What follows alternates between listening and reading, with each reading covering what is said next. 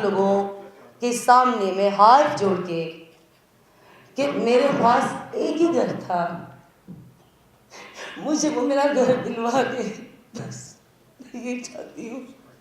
इसके अलावा मेरी माँ इस दुनिया में नहीं है।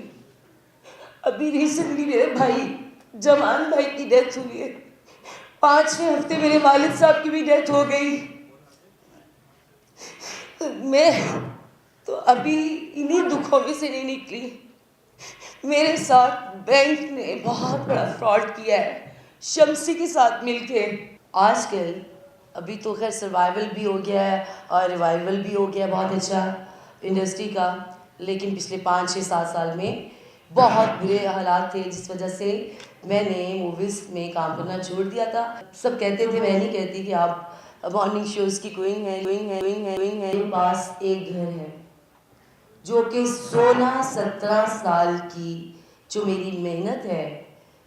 16-17 साल बहुत होते हैं, ठीक है। जो पहले वाला घर लिया उसमें भी पैसे कम थे तो शायद हुसैन शम्सी से इसलिए दिलवाए थे, ठीक है जी।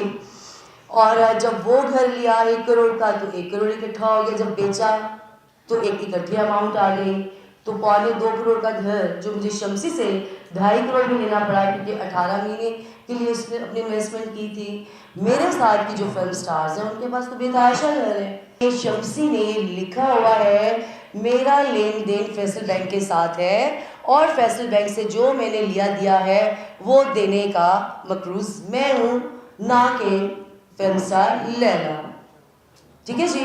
तो मेरा मसला शाहिद हुसैन शम्सी से है। बैंकिंग कोर्ट पे इसलिए मैंने केस किया था कि वो लोग जब 1-2 दफ़ा आए उन्होंने घर छीनने की कोशिश की। जब उनको बताया गया उन्होंने माजरत की, लेकिन अभी बैंक ने फ्रॉड के ऊपर फ्रॉड 2 हरकतें की हैं।